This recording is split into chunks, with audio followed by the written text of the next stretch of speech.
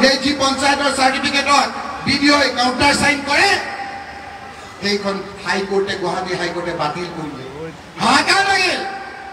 ৪৮ লাখ মহিলাৰ নাগৰিকত্ব যদি আজি গণ্ডগোল হৈ যায় তেতিয়াহ'লে মানুহখিনিৰ ল'ৰা ছোৱালীবিলাক কি হ'ব উকিলৰ পৰামৰ্শ মতে মই গুৱাহাটীলৈ আহিলোঁ গুৱাহাটীলৈ আহি গোৱালপাৰালৈ আহিলোঁ গোৱালপাৰালৈ আহি এই কে ৰচিদ আলমক লগ ধৰিলোঁ লগ ধৰি এগৰাকী গাৰো সম্প্ৰদায়ৰ মহিলা বেলিধা মাৰাক সেই বেলিধা মাৰাকক লগত লৈ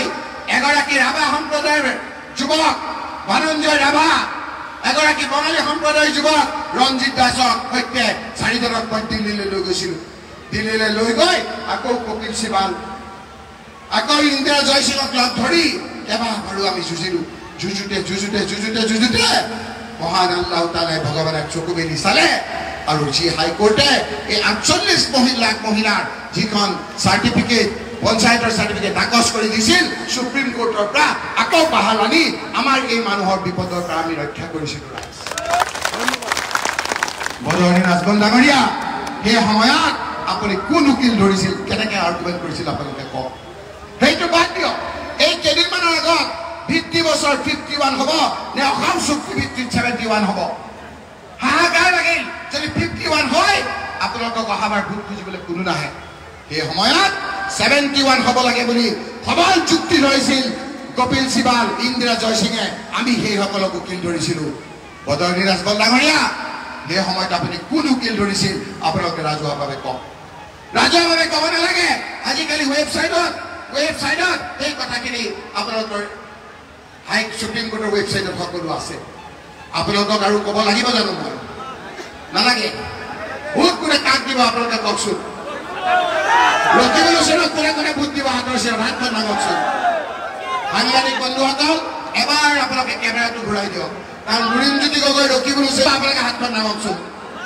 বাকচ খালী কাৰণ আমাৰ মানুহক ঠগাইছে আপোনালোকে যদি অনুমতি দিয়ে তেতিয়াহ'লে আমাৰ লুৰিণজ্যোতি গগৈৰ আৰু এখন সভা আছে আমাৰ এই ৰাবান্না বৰুৱাৰ আৰু এখন সভা আছে তেওঁলোকে হেলিকপ্টাৰ লৈ যাওক আমি অলপ সময় থাকিম হ'বনে হ'ব থাকিব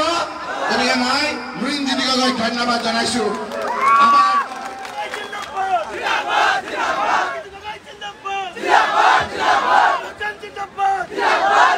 বুদ্ধি দিয়ক এডিএফক বুদ্ধি দিয়ক যিসকলে লাখ টকা পোৱা নাই কংগ্ৰেছক ভোট দি দিয়ক হিচাপ ওলাই যাব আমি কৈছোঁ ৰাইজ কংগ্ৰেছক ভোট দিয়ক প্ৰিয়ংকা গান্ধীয়ে কৈ গৈছে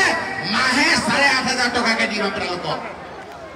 ১ বছৰত ১ লাখ টকাকৈ আমি দিম সেই কথা প্ৰিয়ংকা গান্ধী ডাঙৰীয়াই ঘোষণা কৰিছে ৰাহুল গান্ধীয়ে যিটো কথা কয় কাৰ্যত পৰিণত কৰে ৰাহুল গান্ধী ডাঙৰীয়াই কৰ্ণাটকত কৈছিল আমাক ভোট দিয়ক আমি গেছৰ দাম ৫০০ টকা কৰি দিম ১ মাহত ৫০০ টকা কৰি দিছে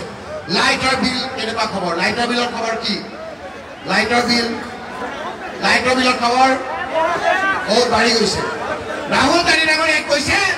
যে ২০০ ইউনিটলৈকে কোনো দুখীয়া মানুহে ১ পইচা দিব নালাগে লাইটৰ বিল ফ্ৰী কৰি দিব ৩০ লাখ